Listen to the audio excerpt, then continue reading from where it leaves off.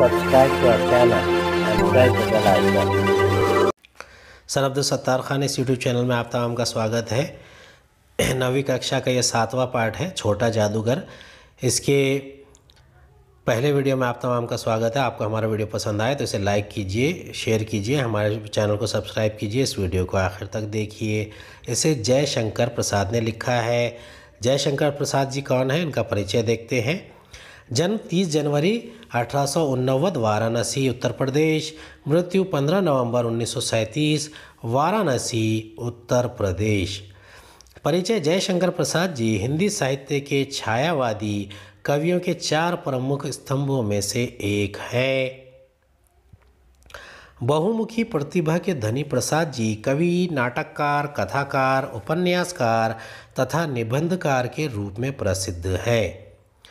प्रमुख कृतियाँ आंसू, लहर, आदि काव्य, कामायनी, महाकाव्य, स्कंदगुप्त, चंद्रगुप्त, ध्रुव स्वामिनी, ऐतिहासिक नाटक, प्रतिध्वनि, आकाशदीप, इंद्रजाल आदि कहानी संग्रह, कंकाल, तितली, इरावती उपन्यास। गद्य संबंधी बातें देखेंगे। संवादात्मक कहानी किसी विशेष घटना की रोचक ढंग से संवाद रूप में प्रस्तुत संवादात्मक कहानी कहलाती है। प्रस्तुत कहानी में लेखक ने लड़के के जीवन संघर्ष और चातुर्यपूर्ण साहस को उजागर किया है। चलिए शुरुआत करते हैं। छोटा जादूगर, इसे पढ़ते हैं, इसे समझने की कोशिश करते हैं, इसके शब्दार्थ देखेंगे और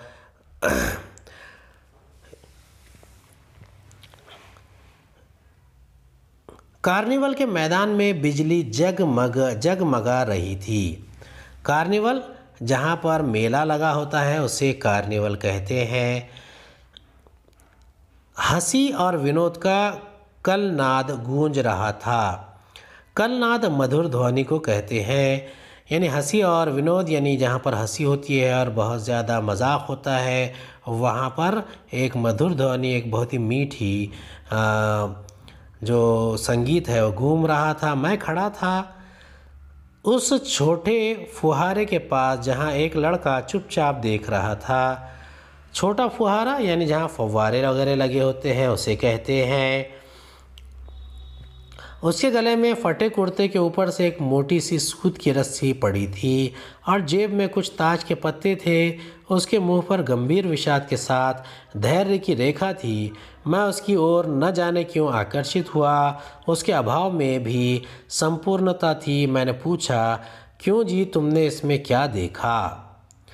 विषाद यानी दुख, जड़ता, निश्चयता, धैर्य यानी भरोसा, हिम्मत। अब उसके गले में क्या था? एक फटे कुर्ते के ऊपर में मोटी सी सूत की रस्सी पड़ी थी और जेब में ताश के पत्ते थे और मुंह पर क्या था? गंभीर विषाद था, यानी एक गंभीर दुख था और वो हिम्मत से वहाँ पर खड़ा था। उसकी तरफ देखकर मैं आकर्षित हुआ, यानी मुझे कशिश लगी, तो मैं उसकी तरफ अभाव की में भी कोई संपूर्णता नहीं थी। अब मैंने जो पूछा कि इसमें क्या देखा, तो वो क्या जवाब देने लगा, मैंने सब देखा है। यहाँ चूड़ी फेंकते हैं, खिलौनों पर निशाने लगाते हैं, तीर से नंबर छेदते हैं। मुझे तो खिलौनों पर निशाना लगाना अच्छा मालूम हुआ। जादूगर तो बिल्कुल निकम्मा है। उससे अच्छा तो ताश का खेल मैं ही किसी के दिखा सकता हूँ, टिकट लगता है।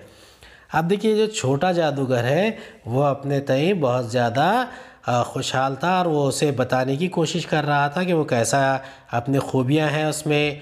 अब वो सब देखने के बाद वो क्या कहता है, कोई चूड़ी फेंकते हैं, कोई खिलौने पे निशाना लगाते हैं, कोई तीर से नंबर छेदते हैं। और वो क्या कहता है, खिलौने पर निशाना लगाना अच्छा मालूम हुआ। लेकिन वो जादूगर को निकम्मा कह रहा था। उससे अच्छा वो खुद ताश लगा सकता है, लेकिन उसके लिए वो टिकट की मांग कर रहा था। मैंने कहा, तो चलो मैं वहाँ पर तुमको ले चलूँ। मैंने मन ही मन में कहा, भाई आज की तुम ही मित्र रहे। यानी छोटे जादूगर को, उस छोटे से बच्चे को लेखक ने अपना मित्र समझ लिया और उसे ले जाने लगा। उसने कहा, वहाँ जाकर क्या कीजिएगा, चलिए निशाना लगाया जाए। यानी वो वहाँ जाने के लिए तैयार नहीं हुआ और वो निशाना लगाने के बारे में कहने लगा। मैंने उससे सहमत होकर कहा, सहमत होना यानी इसके साथ में मान जाना, तो फिर चलो पहले शरबत पी लिया जाए। उसने स्वीकार सूचक सिर हिला दिया। यानी उस छोटे से जादूगर को पहले शरबत पीने से के बारे में मान लिया गया। मनुष्यों की भीड़ से जाड़े की संध्या भी वहाँ गर्म हो रही थी। अब देखिए, जहाँ पर भीड़ भाड़ होती है वहाँ पर गर्मी तो बढ़ ही जाती है, लेकिन जाड़े में भीड़ हो जाने से थोड़ी सी गर्मी में, थोड़ी सी ठंडी में यानी जाड़े में कमी आ जाती है और गर्मी बढ़ जाती है। हम दोनों शरबत पीकर निशाना लगाने चले। रास्ते में ही उसने पूछा, तुम्हारे और कौन है, माँ और बाबूजी? यानी और कौन तुम्हारे साथ साथ आए हैं मेले में, कार्निवल में? ये उस बच्चे ने पूछा। उन्होंने तुमको यहाँ आने के लिए मना नहीं किया? बाबूजी जेल में हैं। यानी जब उसे पूछा गया कि उन्होंने आने के लिए मना नहीं किया तो उसने कहा कि बाबूजी जेल में है। क्यों? देश के लिए, वो गर्व से बोला। और तुम्हारी माँ, वो बीमार है और तुम तमाशा देख रहे हो। यानी उसने उससे जब पूछा, वो गर्व से बोला, यानी उसे बहुत ज़्यादा फ़ख्र हो गया था। और फ़ख्र से वो कहने लगा कि उसके बाबूजी देश के लिए जेल में है और माँ बीमार है और वो तमाशा देखने के लिए आया था क्या? उसके मुंह पर तिरस्कार की हंसी फूट पड़ी। तिरस्कार यानी अनादर करना।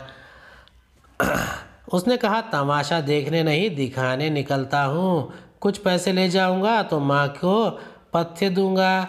मुझे शरबत ना पिलाकर आपने मेरा खेल देखकर मुझे कुछ दे दिया होता तो मुझे अधिक प्रसन्नता होती यानी खुशी होती। पथ्य यानी रोगों को दिए जाने वाला भोजन। वो कहने लगा कि तमाशा दिखाने के लिए आपने मुझे शरबत पिलाया है, लेकिन अगर उसके बजाय आप मुझे तमाशा देखकर या मेरा खेल देखकर कुछ पैसे दे देते तो मुझे खुशी होती। मैं आश्चर्य में उस तरह 13-14 वर्ष के लड़के को देखने लगा। यानी जो लेखक है जयशंकर प्रसाद, वो बहुत ही ज़्यादा आश्चर्यचकित रह गए।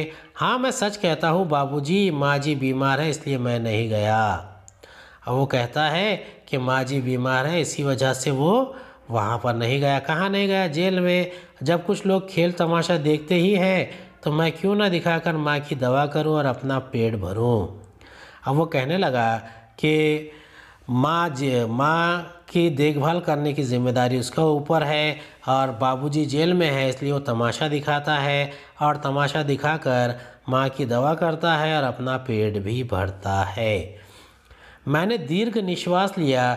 चारों ओर बिजली के लट्टू नाच रहे थे। मैंने व्यग्र हो उठा। मैंने उससे कहा, अच्छा चलो निशाना लगाया जाए। हम दोनों उस जगह पर पहुँचे जहाँ खिलौने को गेंद से गिराया जाता था। मैंने 12 टिकट खरीदकर उस लड़के को दिए। दीर्घ निश्वास लिया। व्यग्र यानी व्याकुल हो जाना। अब वो दीर्घ निश्वास लिया यानी बहुत लंबी गहरी सांस ली और बिजली के उसने देखा कि आजू बाजू बिजली के लट्टू नाच रहे हैं और उसका मन जो है वो व्यग्र हो उठा था, व्याकुल हो उठा था। और उससे कहा कि चलो निशाना लगाया जाए। और खिलौने कहाँ ले गया? जहाँ खिलौने से को गेंद से गिराया जाता था। मैंने 12 टिकट खरीदकर उस लड़के को दिए। वो निकला पक्का निशानेबाज। उसकी कोई गेंद खाली नहीं गई। देखने वाले दंग रह गए। यानी वो जो बच्चा था वो पक्का निशानेबाज था। वो जब भी किसी चीज़ को निशाना लगाता उसे गिरा ही देता और सब के सब दंग रह गए। उसने 12 खिलौने को बटोर लिया, लेकिन उठाता कैसे? कुछ मेरे रुमाल में बांधे, कुछ जेब में रख लिए गए। यानी उसने 12 जगह निशाने लगाए तो 12 के 12 खिलौने उसे मिल गए। इतने खिलौने थे कि वो उसे समेट भी नहीं पा रहा था। लड़के ने कहा, बाबूजी आपको तमाशा दिखाऊंगा, बाहर आइए मैं चलता हूँ। यानी वो 9-2-11 हो गया। मैंने मन ही मन में कहा, इतना जल्दी आंख बदल गई। वो बाहर जैसे ही निकला वहाँ से ऐसा लगा कि वो वहाँ से भाग गया है। अब दंग रह जाना अर्थ चकित रह जाना। 9-2-11 होना अर्थात गायब हो जाना। अब वो बहुत ही ज़्यादा परेशान हो गया था कि भाई अचानक ये कहाँ गायब हो गया। लेकिन मैंने घूमकर पान की दुकान पर आया गया।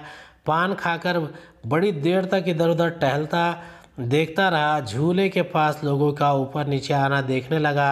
अकस्मात किसी ने ऊपर के हिंडोले से पुकारा, बाबूजी। मैंने पूछा, कौन? मैं हूँ छोटा जादूगर। ऊपर का हिंडोला यानी ऊपर जो झूला होता है उसे कहा जाता है। और उसने कहा, बाबूजी मैं हूँ छोटा जादूगर। उम्मीद है आपको हमारा वीडियो पसंद आया होगा। अगले वीडियो में दोबारा मुलाकात होगी। खुदा हाफिज़।